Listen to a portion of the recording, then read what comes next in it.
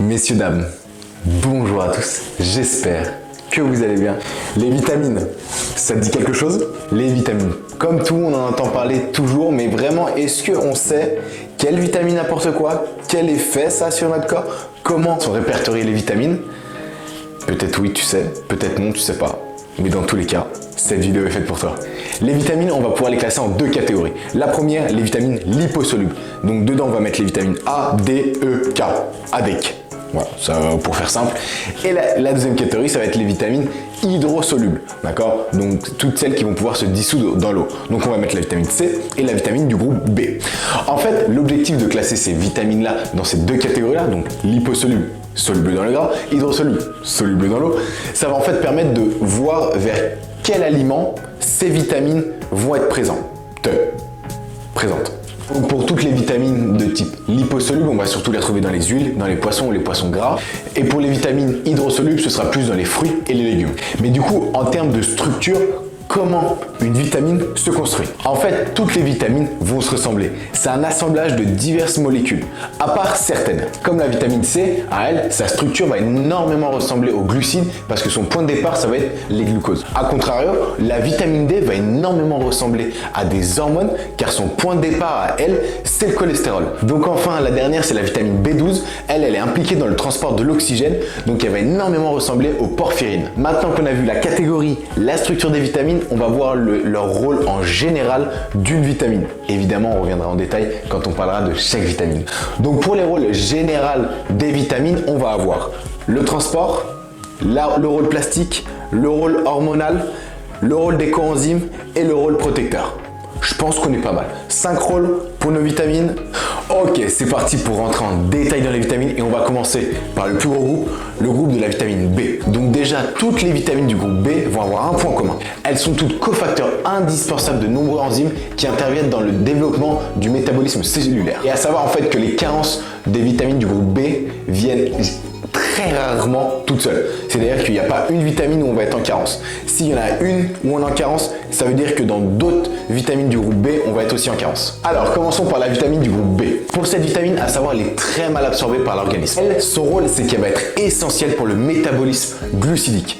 Si elle n'est pas là, on n'a pas d'énergie pour le métabolisme. Donc en fait, si les glucides ne sont pas dégradés, ça va devenir toxique pour le système nerveux central. En fait, pour cette vitamine, les carences vont être très fréquentes, mais il n'y a pas de signe à proprement parler. On va être surtout autour de la fatigue, de l'irritabilité ou encore du manque de concentration. Cette vitamine, on va la retrouver dans les céréales complètes, les légumineuses et les fruits secs.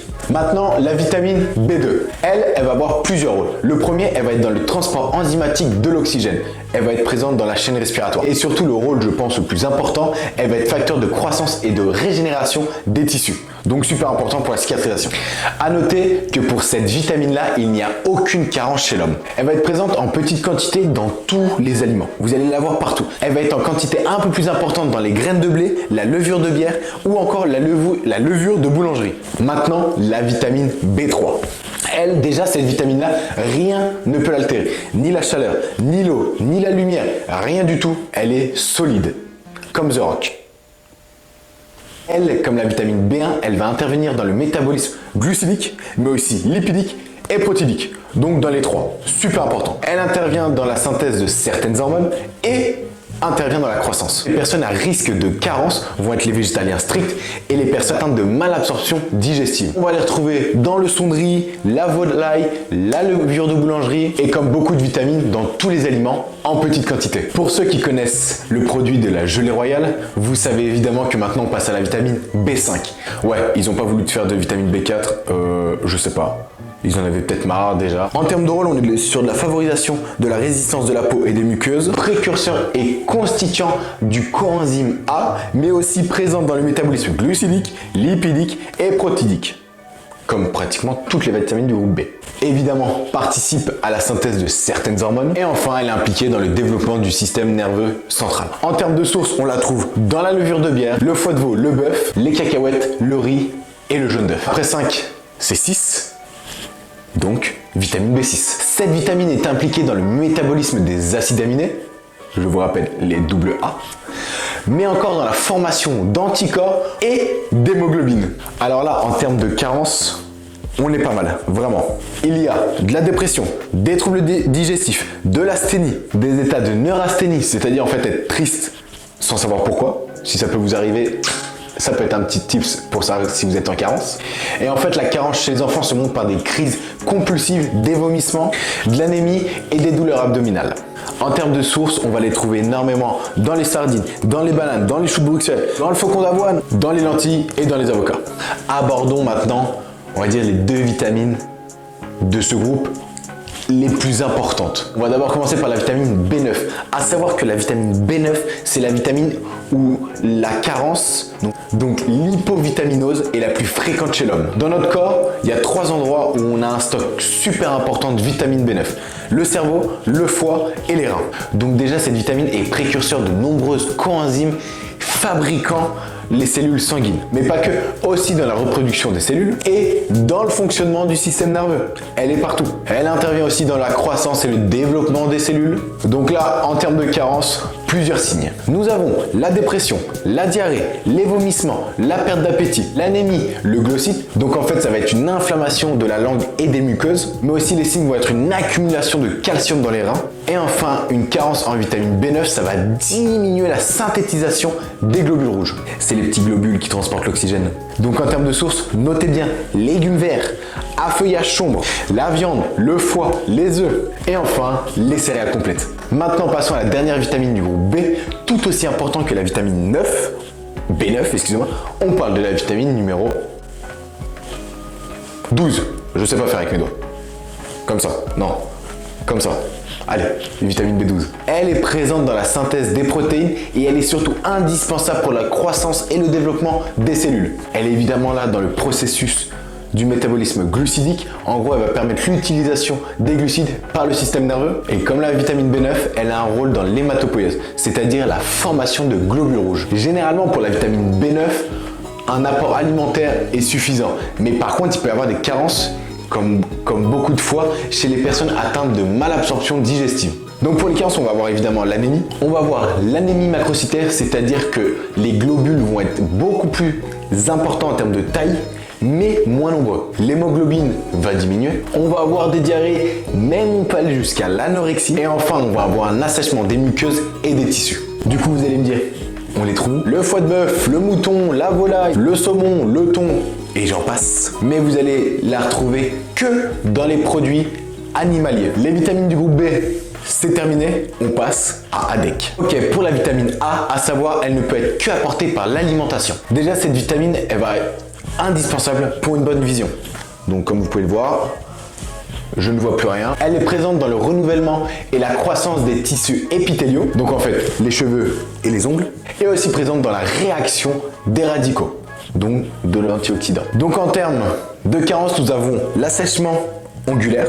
Pour ceux aussi qui ont une bonne vue, comme moi évidemment, si ça commence à diminuer, c'est qu'il y a fort probablement une carence en vitamine A. Vous allez avoir une baisse des défenses immunitaires, mais aussi perdre vos cheveux. Donc en vrai, personnellement, ça va. Par contre, je vais faire passer le message à mon petit frère parce que je crois qu'il commence déjà à avoir une petite calvitie à 12 ans. Compliqué. Et enfin, vous allez avoir en fait des complications pour renouveler les muqueuses et les tissus, c'est-à-dire une cicatrisation un peu moins bien. Attention, la vitamine A en excès est très mauvais pour la femme enceinte. Elle risque une malformation fœtale.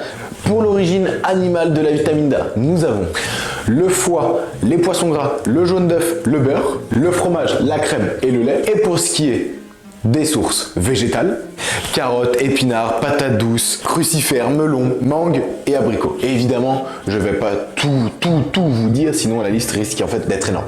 Donc c'est là où il y a la dose la plus importante. Pour la vitamine E, oui, je saute la D, parce que la D, je l'aime bien, parce que ça parle de soleil, du coup, eh bien, je la mets en dernière. Donc on va faire E, K, D, C. Ça vous va ? De toute façon, vous n'avez pas de choix. Vitamine E, elle est là dans la protection membranaire. Elle est aussi anti-inflammatoire, antioxydant. Elle va réduire l'oxydation des lipoprotéines, LDL. Je ne sais pas si vous vous souvenez, LDL, cholestérol. Dans cette vidéo-là, si vous ne l'avez pas vue, allez la voir. Mais le corps va surtout mieux absorber la forme naturelle de la vitamine E que la forme synthétique. La vitamine E, généralement, nous les trouvons dans les huiles végétales, dans les graines, dans les noix, dans les amandes et les graines de tournesol.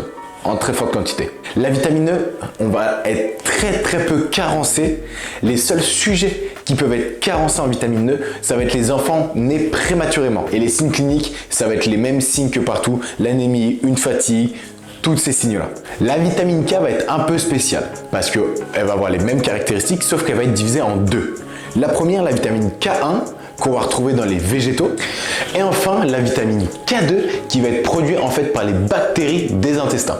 À noter, quand je dis bactéries, ce n'est pas quelque chose de négatif. Nous avons plein de bactéries internes qui sont indispensables pour le bon fonctionnement et le développement de notre métabolisme. Du coup, cette vitamine K, donc K1 et K2, intervient dans la croissance. Elle va permettre d'activer les protéines pour encore une fois développer la croissance de l'homme et elle est enfin importante pour la coagulation sanguine. Les carences en fait en vitamine K vont être assez rares. Elles vont être liées en fait à des déficits endogènes. Elles risquent d'être présentes une fois que vous avez pris énormément d'antibiotiques parce qu'en fait, ces antibiotiques-là vont en fait détruire votre flore intestinale.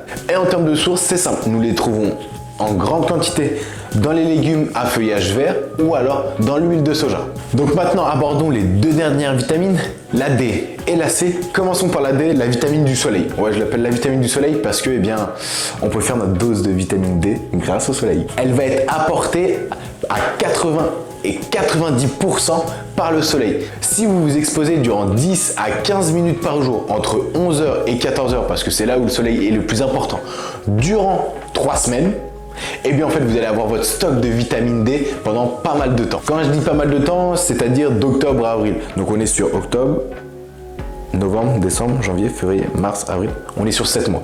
Donc votre taux de vitamine D, pas mal. Donc dès qu'il fait beau, on sort, on enlève les lunettes et on se met sous le soleil. Mais en fait cette vitamine D, elle nous sert à quoi? Eh bien déjà, elle va permettre en fait de maintenir un taux de calcium dans le corps au bon niveau. Mais pas que, elle est là dans la minéralisation optimale des tissus et du cartilage. Les dents, c'est du cartilage. Et évidemment, on n'en a toujours pas parlé, mais les vitamines, c'est important pour le muscle, surtout la vitamine D, parce qu'elle joue un rôle dans la contraction du muscle. Elle permet aussi une bonne transmission nerveuse, régulatrice des hormones, et elle va être là en fait pour avoir une bonne coagulation. Donc en fait, la vitamine D, si on doit faire un top 3 des vitamines, je pense qu'elle se bat un peu pour la première place ou la deuxième place. Pour cette vitamine, on va avoir des carences et des excès. Pour les carences, nous allons en fait avoir des troubles musculaires. Le tonus musculaire va diminuer.